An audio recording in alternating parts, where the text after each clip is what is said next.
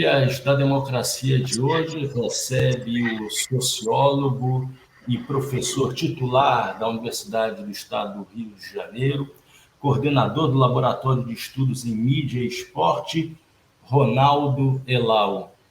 Em discussão, as relações entre futebol e política e a necessidade que nós temos de reconstruir uma nação fraturada. Ronaldo, seja muito bem-vindo ao Trilhas da Democracia. É um prazer recebê-lo nesse espaço de discussão e defesa da democracia e dos direitos humanos. Seja muito bem-vindo, Ronaldo. Poxa, muito obrigado pelo convite. Para mim é uma honra. Fiquei muito lisonjeado. Prazer enorme estar aqui. Ronaldo,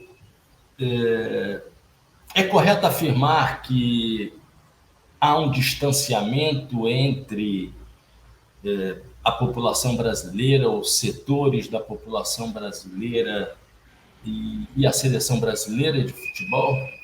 Em caso positivo, né, se a resposta for positiva a essa pergunta, quais seriam as possíveis razões? O crescimento do sentimento clubista, né, a preferência dos torcedores pelos seus clubes, né, dos seus estados. A tragédia do 7-1 teria sido um momento de inflexão nesse distanciamento, né, daquele momento de sofrimento.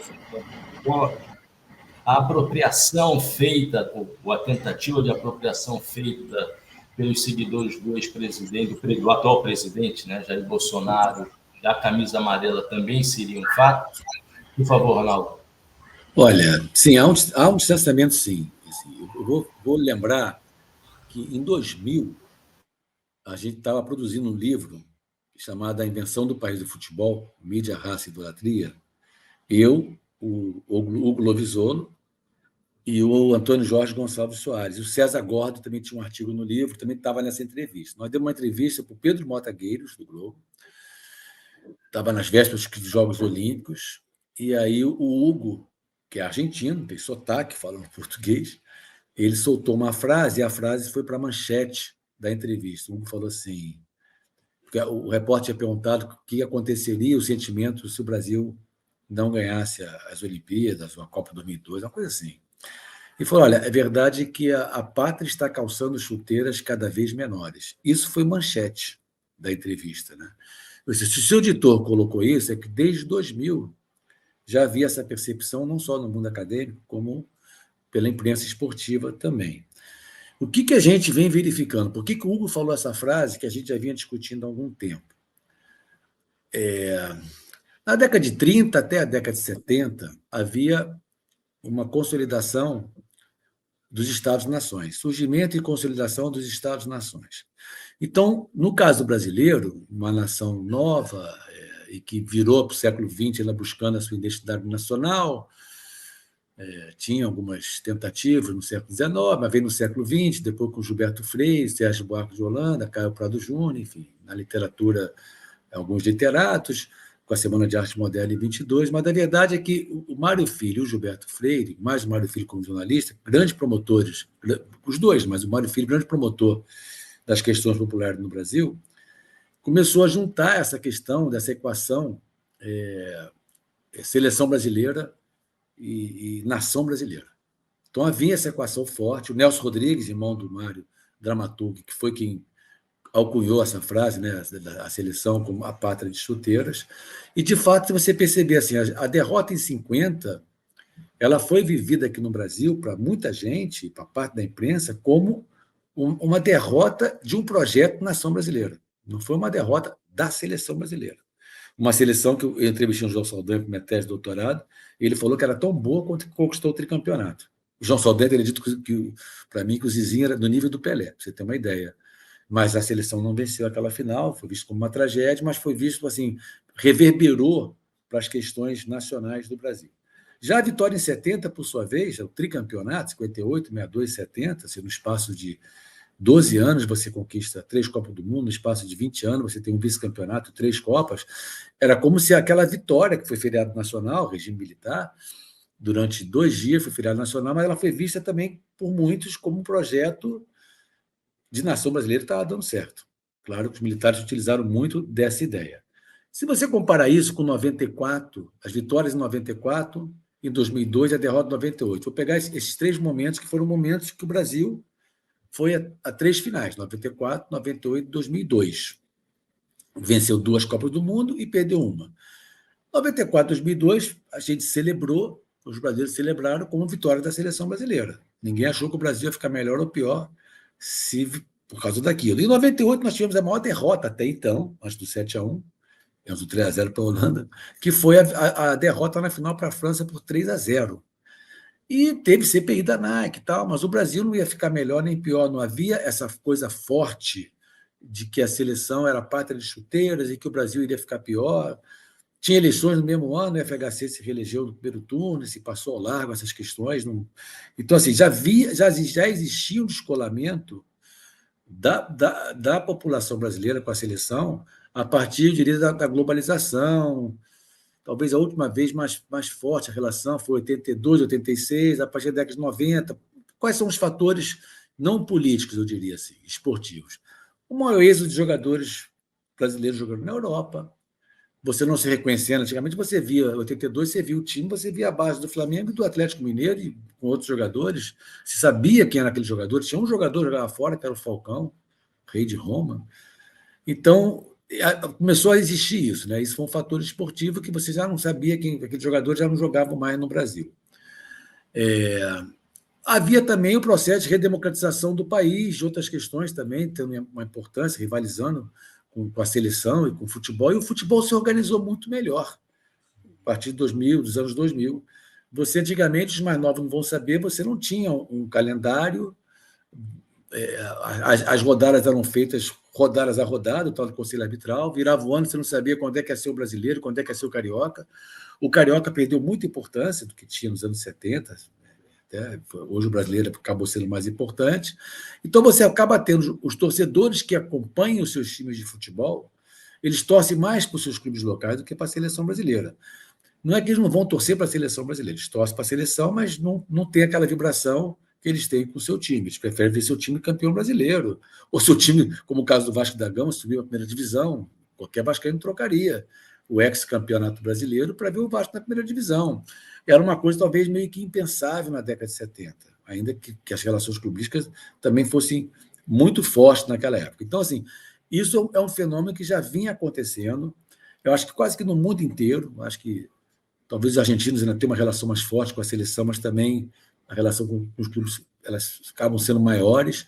A FIFA sabe desses problemas, então ela começa também a restringir o número de jogadores estrangeiros nas suas seleções, porque a Copa do Mundo ela acaba sendo assim, um fingir de contas de que as nações estão presentes, como se fosse um duelo metafórico entre as nações. Você quer ver um conflito, quer dizer, uma partida entre Argentina e Inglaterra, entre Estados Unidos e Irã, por exemplo, Argentina e Brasil, Bélgica e França. Você quer ver esse tipo de rivalidades, né, sendo aflorado naquele momento.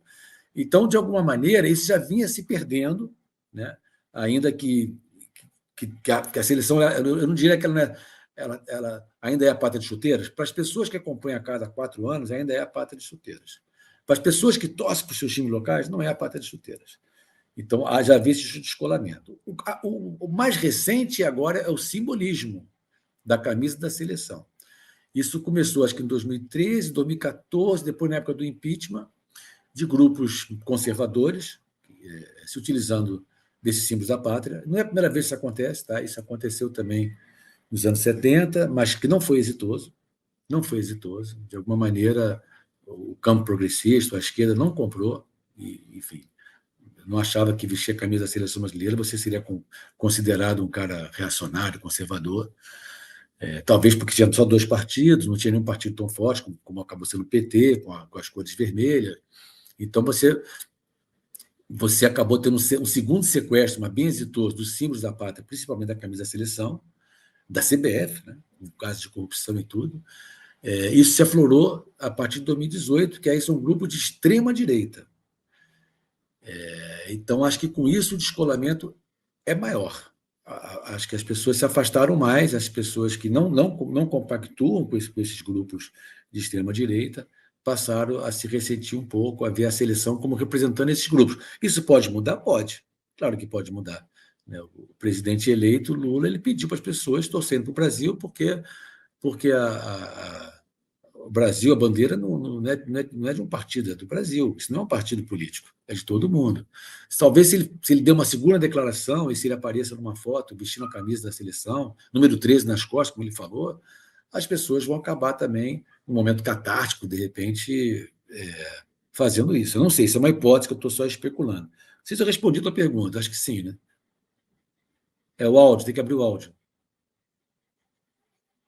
E eu queria responder e eu queria enfatizar, voltar a 2 pontos da tua resposta. Né? A primeira é que, como tudo aquilo que acontece no campo cultural, histórico, né?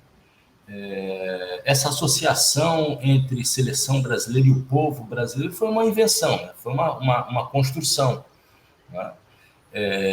Que você narrou aqui, muito em função da ideia de pátria de chuteiras, né? Mas eu gostaria de voltar a um ponto que você abordou na tua resposta e no enunciado fugiu. E ainda bem que você tocou nesse assunto, que foi a questão da globalização. Né? E eu voltaria ao ano de 1982, que me parece, gostaria de te ouvir a respeito, acho que você insinuou, mas eu gostaria que fosse confirmado, né? Bom, a derrota de 82, para mim, de todas, foi a mais sentida e foi a primeira vez, acho que foi a primeira e a última vez que eu chorei por conta de uma partida de futebol. Né? Para mim, a grande tragédia não foi a do 7-1, mas sim aquela de 3-2 no estádio Sarriá, né? A derrota do Brasil para a Itália. Né?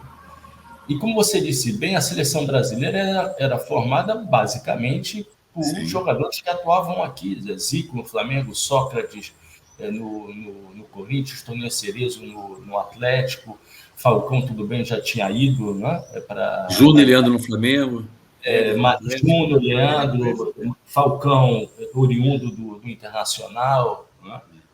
E imediatamente depois da Copa, uma boa parte desses jogadores migrou para o campeonato italiano, né? Sim. E o campeonato italiano se transformou, né, exatamente nesse retrato, né, do futebol globalizado. Né?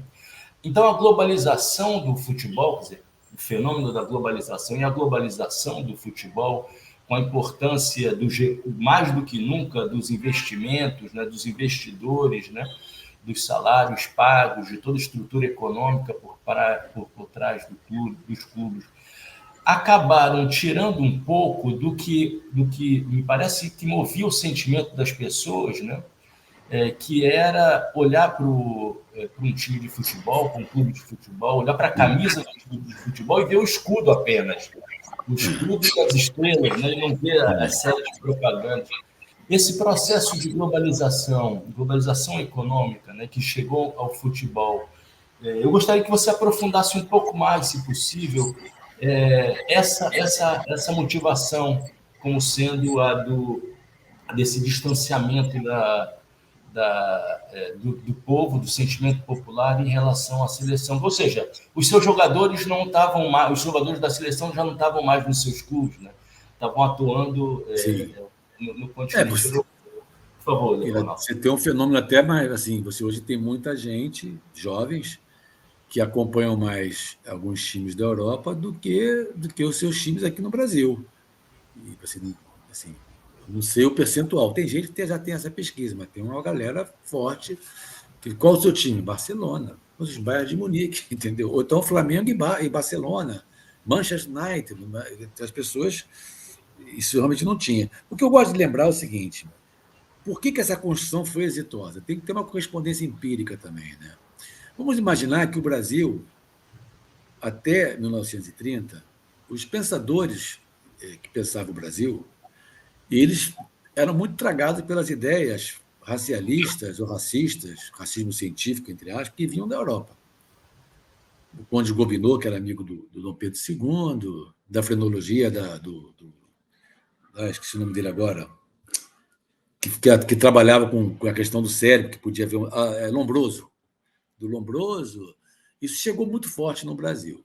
Você tinha assim, algumas obras do Nina Rodrigues, muito carregada no racismo, supostamente científico, e queria até mudar o Código Penal no Brasil. Oliveira Viana, muito pessimismo. Silvio Romero, né, muito pessimismo com relação à mistura de raças.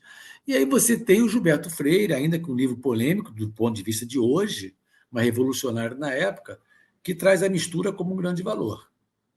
Depois ele escreveu até um artigo em 1938, Futebol Mulato, na Copa de 1938, que acabou sendo até motivo de um seminário acadêmico, eu acho que foi na Federal de Pernambuco, em 2008, que faria 100 anos. 100 anos de quê? Do Mário Filho, acho, alguma coisa, não me lembro. Eu sei que teve uma coisa em 2008, se não me engano, eu acho que foi nessa data, alguma coisa para comemorar o Futebol Mulato. E aí, assim, eu não sei se eles eram amigos, mas assim, o Gilberto Freire não escreveu o prefácio do livro talvez mais importante do Mário Filho, virou um ícone, que é O Negro no Futebol Brasileiro, primeira edição de 47, a segunda de 64. E o Mário Filho, como um grande promotor das questões populares, ele foi colocando assim, no futebol, o futebol como representante da cultura brasileira e como se fosse o símbolo de identidade nacional do país. Mas as pessoas vão comprar uma construção assim, não, tem que ter uma comprovação empírica. Então você teve assim, se você analisar, em 38 o Brasil fez uma Copa muito boa, porque em 34 o Brasil não foi com a melhor seleção do Brasil, porque havia uma fusão, não, uma cisão entre a Liga Amadora e a Liga Profissional. 30 era amador, 34 tinha o profissionalismo Rio e São Paulo, desde 33, mas aquela seleção, porque a CBD na época, era a CBF, só reconhecia os amadores. Então, você não tinha profissionais. Parece que o Leônidas da Silva virou novamente amador para jogar uma partida. Em 38 era uma seleção, realmente já com a fusão do profissionalismo, e que o Leônidas da Silva, infelizmente não temos pouquíssimo, quase não temos imagem, mas que encantou a Europa, né? Aquela seleção que ficou em terceiro lugar, e foi daí que inspirou o Gilberto Freire a escrever o Futebol Mulato. Ele diz que está respondendo a uma pergunta de um jornalista que os brasileiros seriam bailarinos da bola. Depois você monta seleções fantásticas de 50 a 70. E eram fantásticas e venceram 3 Copas do Mundo. Elas venceram aquelas Copas do Mundo. Então, naquele momento de consolidação de Estado-nação, você tinha o Brasil como o futebol, como mostrando o Brasil para o mundo inteiro. Sendo o orgulho da nação era o futebol, tipo um produto de exportação. A globalização, por sua vez, o declínio, claro que tem nações ainda, né? Eu não concordo com essa coisa, a globalização, só que acabar, as fronteiras se acabaram, as fronteiras continuam existindo, temos guerras aí, estamos vendo aí, Rússia, Ucrânia, as fronteiras existem ainda. Mas com a globalização, essas identidades ficaram muito mais fluidas, como diriam alguns pensadores, como Zygmunt Bauman e outros, né? Ficaram... E falando especificamente da seleção brasileira, você, às vezes, muitas pessoas, eu sou uma das pessoas, às vezes eu vou conhecer alguns jogadores quando começa a Copa do Mundo, que eu vou pesquisar a trajetória dele, porque às vezes saiu do Brasil com 16 anos, não tem identificação nenhuma com nenhum clube. O próprio Ronaldo Fenômeno saiu do Cruzeiro com 16 a 17 anos. Agora parece ter uma lei que só pode sair com 18, né? Vinícius Júnior está falando com 18. Mas você tem uma identidade com ele. Então, por exemplo, essa questão de identidade. Eu não tenho certeza, mas é quase certeza, eu poderia apostar, que eu sou rubro-negro, sou Flamengo, que se tiver um momento, você olhar para a seleção brasileira e tiver em campo Vinícius Júnior e Paquetá, que já não estão mais no Flamengo, e tiver o Everton Ribeiro e o Gabigol, e esses 4 fazem uma tabelinha e sai gol do Brasil, os rubro-negros vão comemorar para caramba, pela identidade com o Flamengo, não é com a seleção. Porque isso aumenta a tua identidade, você se reconhece naquela seleção. Então, acho que houve, assim, você falou 82, realmente foi talvez a seleção que mais encantou, e foi quando a Rede Globo Televisão, né, o Jornal Globo, começou a fazer aquela campanha das ruas mais bonitas, mais bem enfeitadas de Brasil, não sei o quê. Mas eu acho que 86 ainda tinha essa ligação. Foi uma Copa muito dramática para o Zico, que estava muito lesionado, né? Entrava faltando 15 minutos, não era para ele estar lá naquela Copa, né? Eu acho que assim, o desencanto e assim, esse distanciamento mesmo dos torcedores com a seleção, ele começa em 90. Aí 90, mesmo ganhando em 94, mesmo ganhando em 2002, mesmo na final. Assim, repara 2014 o que acontece. A gente perde de 7-1. Virou meme. Não foi tragédia como foi em 50. Virou meme. E no sábado nós perdemos de 3-0 para a Holanda. Eu sou Flamengo, eu lembro, posso estar enganado, eu estava preocupado com o Flamengo e Cruzeiro da quarta-feira. Porque recomeçar o brasileiro, acho que o Flamengo estava numa situação difícil, estava na zona de rebaixamento, alguma coisa assim. A minha preocupação era essa. E a minha, de todos os torcedores do Brasil, para acabar aquilo. Muitas pessoas, pela rivalidade com a Argentina, eu gosto da Argentina, morei lá, eu preferia que a Argentina tivesse vencido a Alemanha, mas, enfim, muitos torcedores torcendo para a Alemanha, tá, mas assim, mas doido para a Copa acabar. O 7-1 virou meme. Quem é rubro-negro fez meme ainda, que era a camisa do Flamengo. Era a camisa do Flamengo sem propaganda. A camisa pura, aquela camisa que a gente está acostumado a ver. Entendeu? Sem anúncio, anunciante. Então, assim, não descolou completamente. Descolou completamente. Pode ter um resgate? Assim, dos símbolos da pátria, talvez sim. Isso pode acontecer. Essa é a primeira vez em muitos anos que as eleições ocorreram antes da Copa do Mundo. E quem venceu foi a oposição, entendeu? E foi o Lula. E ele está pedindo para mexer a camisa. Pode haver, era uma coisa que estava dando essa pergunta, né? A gente pode ressignificar a camisa de seleção? Pode, talvez de alguma maneira diferente, talvez ela com algum escudinho, com alguma coisa assim, tampando a CBF. Pode ser que as pessoas criem alguma coisa nesse sentido. Isso pode Talvez, acontecer. Ronaldo, desculpa interromper. Não, pode falar.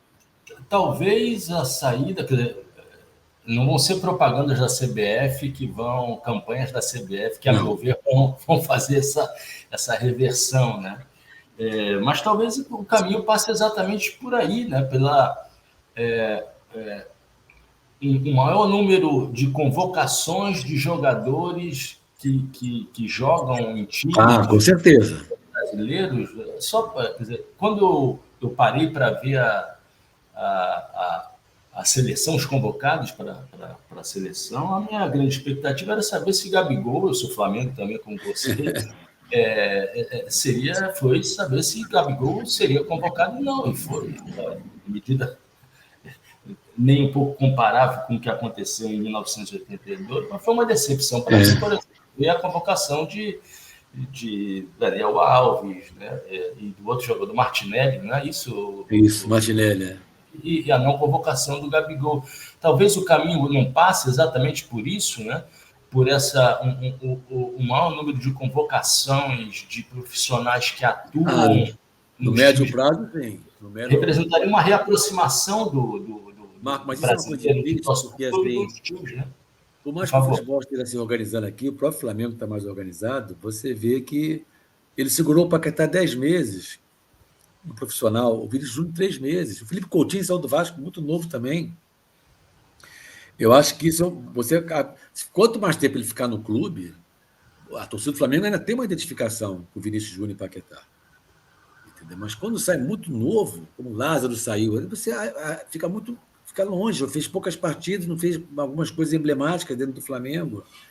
Então, eu acho que no longo prazo passa por aí sim, mas eu acho que no curto prazo, assim, eu considero, vou te falar assim, mesmo quem não gosta do Lula, mas eu acho que se parar e pensar um pouquinho, o Lula é um fenômeno. Ele é um fenômeno. O que fizeram com ele, o que fizeram com o nome dele, com a reputação dele, e o cara é preso, e o cara sai, e tem essa votação histórica contra a máquina de Estado, derrotando pela primeira vez um candidato à reeleição, não foi reeleito. O Lula, para mim, é um fenômeno. Ele, para mim, ele é mais que o PT. Eu acho que é ele. Ele realmente é um fenômeno. Então, eu acho que ele já fez um chamado. Se ele fizer um outro mais forte, não sei o quê, botar lá nas redes sociais, eu acho que ele pode quebrar um pouco isso. Ainda que as pessoas olhem para aquelas porque ainda continuam tendo manifestações, e são manifestações golpistas, manifestações que estão pedindo. Oi.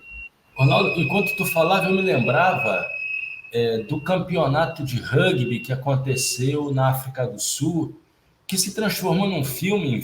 Invictus, maravilhoso. Que Mandela havia uma fratura, né? Sim. Na época do apartheid, né? Os negros torciam para o. Maravilhoso aquilo. e os brancos para o rugby, né? E Mandela pautou, vestiu a camisa da seleção de rugby, né? E todo mundo torceu. Enquanto você falava, eu pensava Boa lembrança. na possibilidade de Lula se investir no Isso. torcedor da seleção brasileira, né? Mas torcendo para que o resultado seja. Não, maravilhoso você falou, mas é exatamente isso. Eu acho que só o Lula é capaz de conseguir isso, entendeu? Se ele fizer mais um esforçozinho, porque hoje em dia as pessoas continuam se manifestando com as camisas da seleção, e as manifestações pedem fechamento do STF, volta da ditadura, não sei o quê. Então você fala, porra, eu não quero me associar com isso, eu quero estar separado. Eu acho que pode voltar sim, mas não exatamente. Acho que vai ser a camisa da seleção, alguém vai criar alguma coisa. Ou todo mundo com o número 13, alguma coisa nas costas, vai ter alguma coisa ali que vai ser. Alguém me falou, meu filho me falou que o número 13 é o número do Daniel Alves. É o número do Daniel Alves. Ele que me falou se é verdade, porque apoiou o Bolsonaro. Até o próprio Neymar, se você parar e pensar, o Neymar. Vamos Pronto, pegar a trajetória. Posso te fazer uma pergunta sobre Neymar, comparando com aquele que é o nosso maior ídolo, né? Zico. Né? Todas as lembranças que eu tenho de Zico, seja quando ele atuava como jogador, até a curta experiência dele, a curta passagem dele como ministro dos esportes do Collor, né? Quer dizer, mas a carreira profissional do Zico sempre foi marcada Exemplar. pelo esforço no treino, né, pela retidão. Quer dizer, Zico nunca foi identificado a festas, né, sempre do lado da sua esposa, junto aos seus filhos. Né? Então, um exemplo de profissional, além de o maior craque que eu vi jogar na minha vida. Né? Mas quando a gente compara com o Neymar, né, e antes, né, quer dizer, quando o Zico apanhava muito dos zagueiros, né, e não apenas dos zagueiros, né, você não via as cenas de Zico rolando no campo, né, no gramado, etc. Quando a gente olha para Neymar, que quase monopoliza a seleção brasileira nas últimas 3 Copas do Mundo, né? A gente vê isso, que virou meme também, o rola-rola do Neymar nos gramados, né? Os episódios em que houve um suposto espancamento, né, de uma mulher, agressão a uma mulher, o envolvimento com, digamos, com fatos não familiares, né? E a mais recente, a propaganda que ele fez de Bolsonaro, né? Quando a gente compara esses dois exemplos de jogadores de futebol, a gente também não compara 2 paradigmas do que seja a seleção brasileira e a relação também entre clube e seleção brasileira e o ídolo do futebol?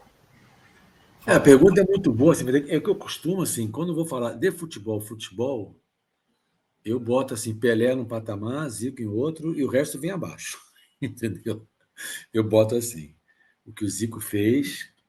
Meu filho até me perguntou uma vez sobre Messi e Zico. Eu falei assim: olha, se o Zico tivesse jogado a sua carreira toda na Europa, desde os 13 anos, ele teria mais de 1.000 gols, naqueles tapetes maravilhosos da Europa, não sei o quê. Ele seria campeão, ele ganharia o melhor do mundo todo ano. Então, nesse sentido, ele é melhor que o Messi, porque você tem, sabe, é difícil comparar onde é que o Zico jogava, os campos que ele jogava, e a trajetória do Messi. Talvez o que aconteceu com o joelho do Zico, se fosse hoje em dia, ele não teria parado a sua carreira, né? Enfim. O que eu acho é o seguinte, e temos que pensar o seguinte também. Vamos pegar assim, é difícil falar em consenso, mas se existe um certo consenso na imprensa brasileira, que a última vez que nós jogamos o que seria o nosso futebol teria sido em 82, que em 2006 era para ser e não foi, com aquele quadrado mágico. Então, na realidade, aquele futebol de 70, de 82, ou supostamente 2006, não é a nossa regra, é a nossa exceção. Então, se aquele é o verdadeiro futebol brasileiro, você passa quase 50 anos, 40 anos sem jogar aquele futebol, então ele é a nossa exceção. Então, vamos pensar também assim na trajetória do Zico. O Zico foi o maior jogador da sua geração, eu boto ele num patamar muito acima dos outros. Tá? Depois que o Zico parou, vamos falar em termos de jogadores extraordinários, com certo consenso. Quais foram os jogadores extraordinários que a gente considera? O Zico parou em 90, então estamos falando de 32 anos. Que existe um consenso. Romário, ok. Bebeto, talvez um pouco abaixo, mas Romário, ok. Os dois Ronaldos, ok.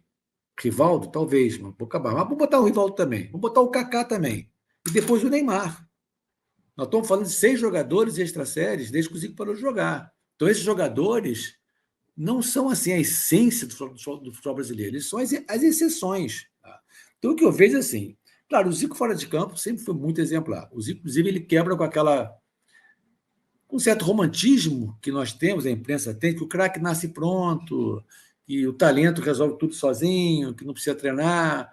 O Zico, na autobiografia dele, e na outra, que foi Zico, uma lição de vida, do Marcos Vinícius Bucanunes, eu até tenho um artigo sobre isso, comparando a biografia do Zico com a do Romário. Eu mostro assim, na biografia do Romário tem toda a idealização que nós temos da cultura brasileira, da cultura do malandro. Na do Zico é aquela coisa mais do herói clássico, anglo-saxônico. Muito trabalho, muito esforço. O Zico não tem problema de falar que ele trabalhou muito, que ele se esforçou muito, porque no futebol, quando você fala assim, o Marco é bom de bola, eu falo assim, não, ele é esforçado. Estou dizendo que você não joga nada. O Elão é bom de bola, ele é esforçado, é porque eu não jogo nada. Entendeu? A palavra esforçado também acaba tendo uma categoria ruim. E o Zico sempre falou do esforço, treinamento e disciplina.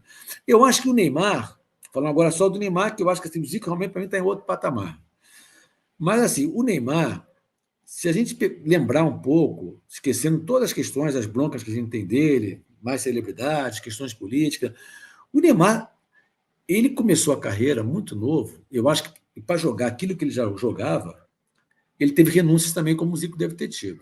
Uma vez eu vi uma entrevista, eu entrevistei o Roberto Perfumo, que foi jogador da seleção argentina e do Cruzeiro, quando eu morei para a minha pesquisa lá em Buenos Aires, eu entrevistei o Perfumo, ele me falou uma coisa do Pelé que eu nunca esqueci, que ele falou assim, o jogador com o ambidestro são aqueles que chutam com as duas pernas, mas geralmente ele tende mais para uma. O Pelé, ele às vezes começava a jogar ela com a esquerda, ele continuava com a esquerda, driblava com a esquerda e chutava com a esquerda. A gente ficava torto. Eu começava com todos os zagueiros, que em algum momento ele achava que ele ia jogar para a direita. E o Neymar fazia isso. O Neymar fez isso várias vezes aqui jogando no Brasil, ganhou títulos importantes pelo Santos, é herói do Santos pelas conquistas que ele tem, não tem a menor dúvida. Ele no Santos, falar mal dele, ele teve conquistas importantes, então o Santos deve idolatrá-lo. Ele fez um contra o Internacional, que ele vem carregando a bola com a esquerda o tempo todo e dá uma cavadinha. Aquele contra o Ronaldo Angelim, que é uma pintura aquele gol. Ele fez outro gol também nesse show, com um golaço também, mas aquele gol é uma pintura. Então eu vejo assim o Neymar, um jogador que chegou muito. Por falar em jogos, né, memoráveis, o Flamengo e Santos, 5-4, com o Ronaldinho Gaúcho no Flamengo. Isso, 2011. É um jogo memorável recente, né? Difícil de se rever. Eu quero falar desse jogo também, para de 5-4. Mas deixa só para terminar falando do Neymar. Então, o que eu acho que aconteceu com o Neymar? O Neymar foi para a Europa, ainda jovem, fez uma carreira fantástica no Barcelona, teve aquela partida que ele virou, que foi 6-pouco, tá, bateu pênalti e tal, fez uma dupla com o trio nele, o Suárez e o Messi. E ele vem sendo muito cobrado. Em 2014, ele foi poupado porque ele teve aquela entrada do Súñiga, não jogou a final. Aí, por isso que eu falo assim, vamos falar ele fora de questões políticas, ele já vem sendo muito cobrado, porque aqui para o brasileiro, mais que ele já ganhou os Jogos Olímpicos, já ganhou a Copa América, a gente quer que ele ganhe uma Copa do Mundo. Então, a cobrança em cima dele é muito grande. Eu não sei se ele quer ser o cara ou se ele já chutou o pau da barraca há muito tempo. A impressão que eu tenho é que chutou o pau da barraca. Em 2018, ele não fez uma Copa ruim. Ele foi o Kaká, tudo bem. Mas a maior parte daquelas faltas, eu revendo, eu achei que todas foram faltas em cima dele. Só que ele exagerava. Mas até o pênalti, eu achei que foi pênalti nele. Só que ele saia rolando. Entendeu? Eu acho que isso aí é a aprovação do candidato a herói. Ele tem que saber o que ele vai fazer com isso. Essa é a última Copa dele, o que ele vai fazer? E eu acho também, a gente tinha, também falando a favor do Neymar, de 2010 para cá, dificilmente a seleção tem só um jogador extraordinário. Até em 94 tinha Romário e Bebeto. Até em 2010, Kaká e Robinho. Dificilmente tem um jogador só. Você passou 2014, 2018 apenas com um jogador. Essa agora tem mais. Tem os companheiros do Neymar que meio que estão ombreando ali. Eu vejo o Neymar, assim, se me perguntar como jogador de futebol, eu acho que ele tem recursos técnicos e corporais muito impressionantes, mas muito impressionantes. É o maior que apareceu por aqui, desde os Ronaldos. Desde o Ronaldo Fenômeno e o Ronaldinho Gaúcho. Para mim, é o melhor de todos. O que ele vai fazer com isso, eu não sei. O Cristiano Ronaldo também começou que nem ele, trabalhou para caramba e virou o que ele é, o monstro que ele é hoje. Então, depende muito dele. Aí o cara chega e dá esse apoio. Quer dizer, eu orientei um aluno que trabalhou com a ideia de que o Neymar está virando mais celebridade que jogador de futebol. Eu falei, olha, em parte ele tem razão, só que se ele virar celebridade, ele deixa de ser atleta de futebol, porque o atleta de futebol, e qualquer atleta esportivo, ele vive de conquistas. E para o caso do brasileiro, a gente espera dele uma conquista na seleção, que é o que conta para a gente. O Santos, ele já ganhou no Santos. Ele tem que ganhar na seleção, ele tem que ser o herói da seleção, ele tem que fazer uma coisa. Então, assim, ele sabe disso, ele sabe da cobrança em cima dele. A categoria performance, que eu digo assim, o que ele faz dentro de campo, a não ser se são coisas graves fora de campo, né? Que o Robinho e tal, não, estou falando coisas assim, até o negócio dele com a mulher, não teve provas, o vídeo não mostra muita coisa, mostra mais ela agredindo, não sei exatamente como opinar sobre aquele assunto. Mas, assim, a questão do Kaká e o apoio ao Bolsonaro, se ele faz uma Copa fantástica, faz 3 gols numa final e decide jogos do Brasil, isso vai falar mais alto do que essas questões extracampo dele. Eu dou um exemplo assim, Adriano no Flamengo em 2009. O Flamengo foi campeão brasileiro, improvável naquele ano, com o Pet chegando no segundo semestre, com o Adriano jogando para caramba, Pet, Adriano. Adriano ia, saía, faltava treino, não sei o quê, mas ele chegava em campo, fazia gol, decidia e tal. Todas aquelas coisas fora de campo eram secundarizadas. Em 2010, ele era o mesmo Adriano, mas não rendia em campo. Essas coisas que eram secundarizadas, o que ficou secundarizado foi o futebol dele. Entende? Então, tem um movimento da imprensa que joga muito, talvez inconsciente ou consciente, com a categoria performance. Claro que assim, a categoria performance tem um limite. Não é o goleiro Bruno fazer o que fez. Não, aí não tem jeito. Não estou falando disso. Estou falando assim, do apoio dele ao Bolsonaro, por exemplo. Mesmo assim, talvez a pessoa, mas ele não sabia, ele não sabe que apoiar o Bolsonaro é apoiar o fascismo, é apoiar não sei o quê. Depende muito. Isso pode ficar aflorado se ele faz uma Copa ruim e o Brasil não vence, mas pode ficar secundarizado se ele brilha na Copa e o Brasil vira ex-campeão. Ronaldo, eu queria entrar agora no apoio a Bolsonaro, das relações existentes entre clubes de futebol e a política e, mais recentemente, as relações com o presidente Jair Bolsonaro. Os 2 maiores times do Brasil hoje, quer dizer, os times que têm o maior número de conquistas nos últimos 5 anos, né, são Flamengo e Palmeiras. Flamengo e Palmeiras têm monopolizado, com exceção do título do Campeonato Brasileiro do Atlético Mineiro, ano passado, né? Flamengo e Palmeiras têm monopolizado Sim. as conquistas, né, de títulos no Brasil, na América do Sul, tendo chegado a finais do Campeonato Mundial de Clubes, etc. E os dois clubes têm direções que estabeleceram relações com o presidente Jair Bolsonaro. Eu queria te pedir, você na condição não apenas de estudioso, né, do futebol, né, mas também sendo filho de um dos maiores presidentes que o Flamengo já teve, essa era mágica do Flamengo dos anos 80, né? É oriunda da criação da Frente Ampla do Flamengo, que teve teu pai, Jorge Lau, e Márcio Braga à frente, né? É preciso fazer esse registro, eu ia fazer quando você dizia que Zico é fruto de muito esforço, né? Fruto de muito esforço e de apoios decisivos como aquele dado pelo teu pai, né? Na época que Zico era um menino de Quintino, né? Então, eu te faria essa pergunta como estudioso, como pesquisador do futebol, mas também como alguém que tem uma vinculação orgânica, né, com o Flamengo, né?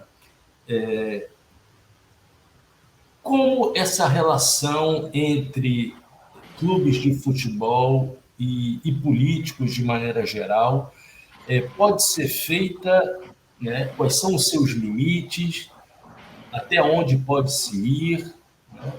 Por exemplo, pensando aqui em dois exemplos das comemorações do Flamengo, né? Em 2019, quando o Flamengo conquistou o bicampeonato da Libertadores da América, o ex-governador do Rio de Janeiro, Wilson Witzel, era presente, né, nas imagens, foi até o estádio, apareceu no telecrédito. E agora, quando do retorno do Flamengo, né, da conquista do tricampeonato, o Bolsonaro foi até o aeroporto e recebeu o título do Flamengo.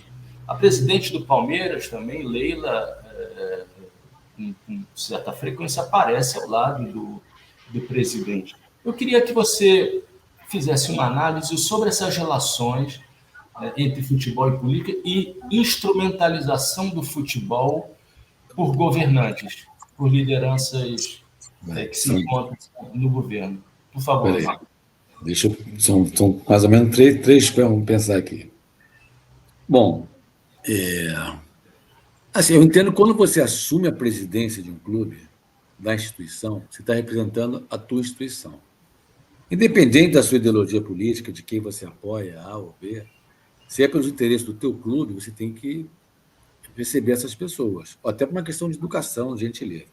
Mas tem momentos e momentos para que essas questões sejam feitas. Você está num momento fora de eleição, vamos pegar o caso de 2019, você citou, o governador de estado, enfim, foi receber o clube e tal, foi lá nas comemorações. É uma saia justa. Eu não sei se eu, na presidência, se eu recusaria, mesmo não apoiando o governador. Eu não sei.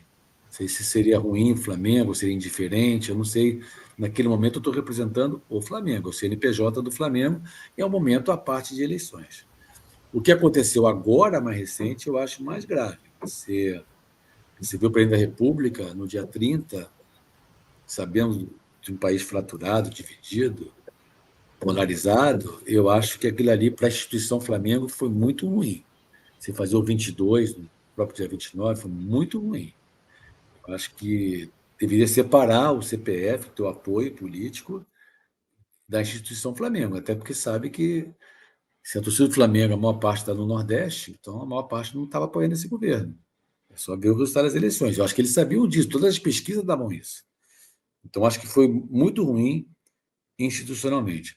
A questão da apropriação política do futebol, eu venho questionando isso há um tempo, eu não tenho pesquisa, mas tem gente até que discorda de mim, mas eu digo que eu tenho certezas provisórias que, se você me provar com dados que eu estou equivocado, eu vou mudar a minha ideia.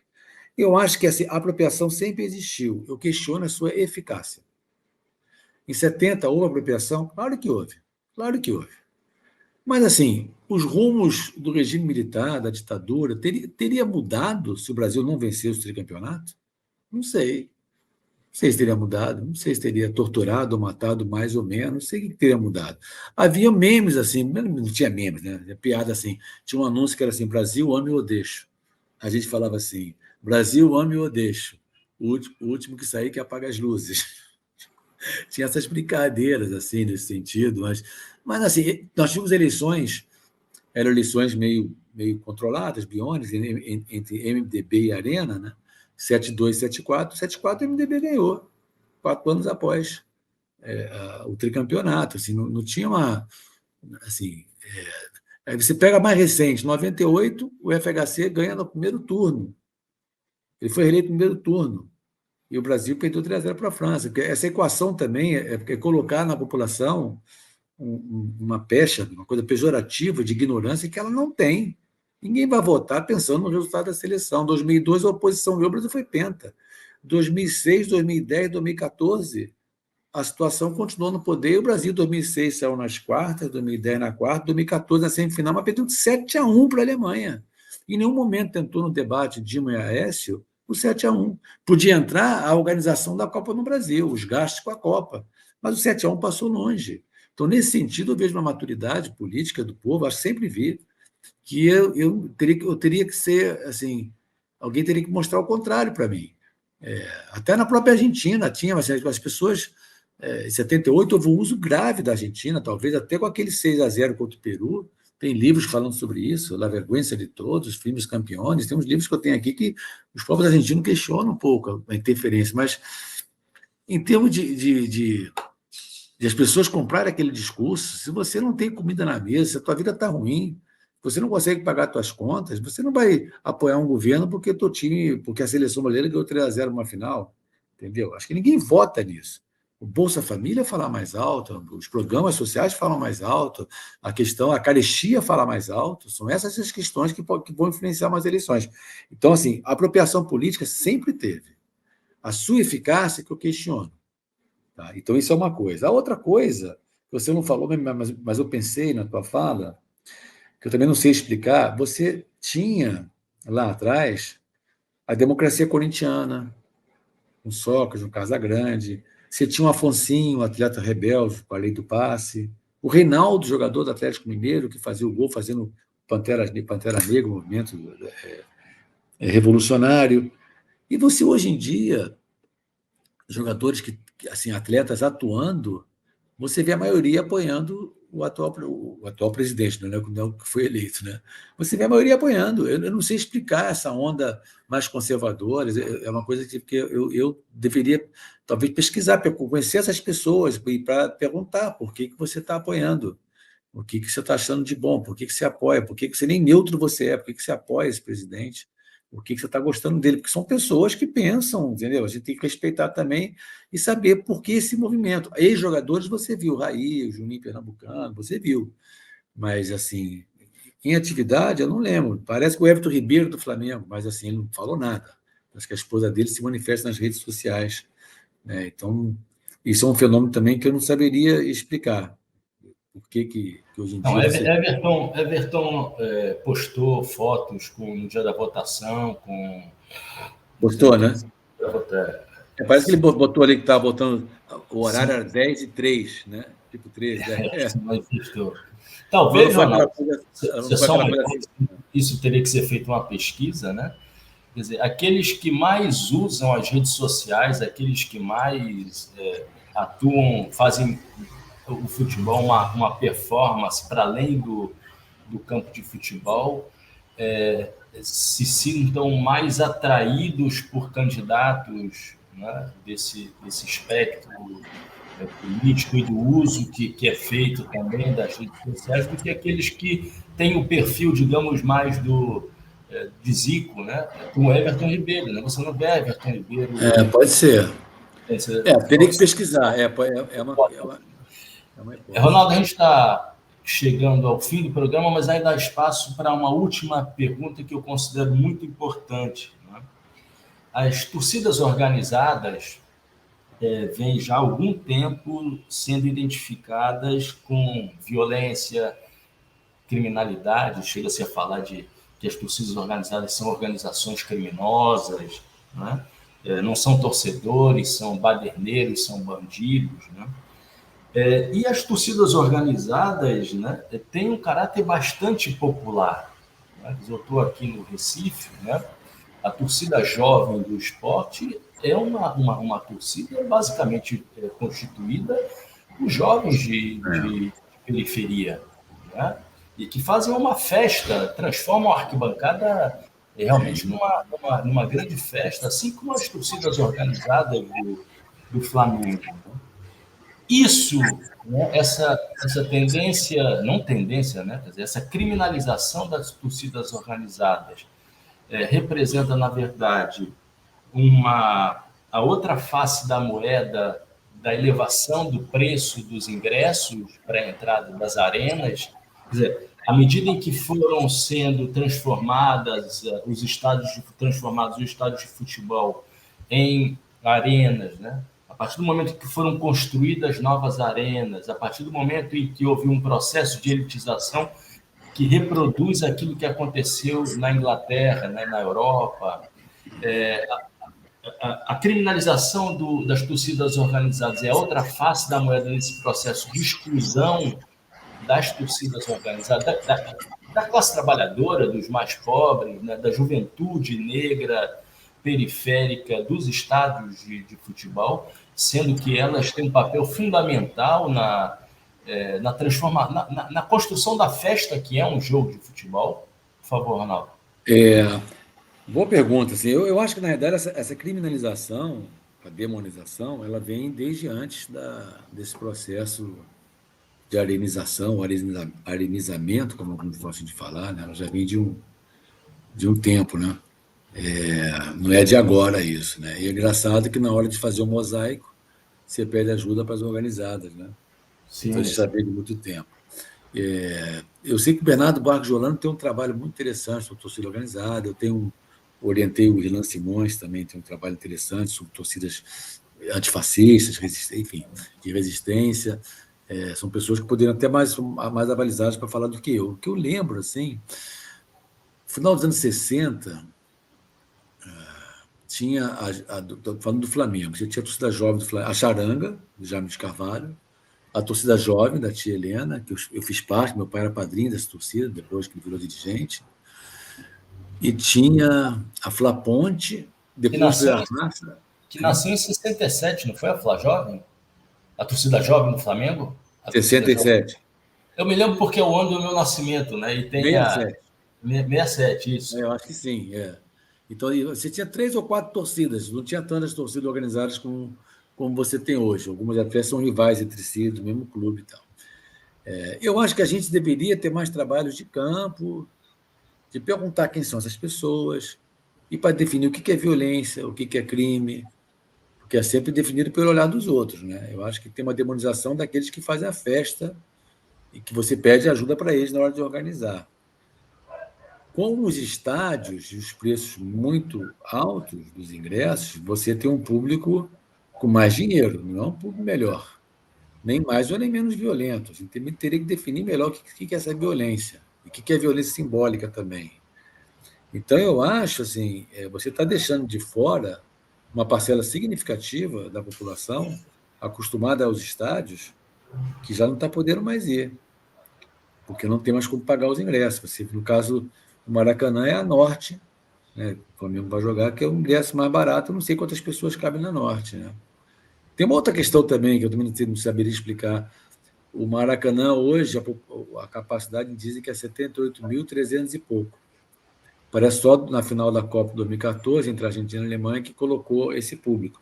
Aí vai jogar um jogo, nem que seja de uma torcida só o Flamengo, vai vender só 66 mil ingressos. Por quê? Com 12 mil vazios, aí fica aquela parte vazia. Às vezes tem um lado de lá com 500 pessoas da torcida, o resto tudo vazio. E o grupamento da Polícia Especial, o GEP, diz que é uma questão de segurança, mas como segurança, até pouco tempo atrás, você tinha público de 115, 120, 130, 150. Então, por que fez um estádio de 78 mil se você só pode botar 66? Então, são coisas assim que me chamam a atenção. Então, assim, de cara, então, já deixou um monte de gente de fora. De cara deixou.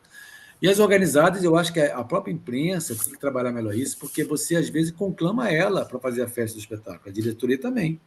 Você demoniza ela em alguns momentos, né? E em outros momentos você chama ela para poder organizar o espetáculo.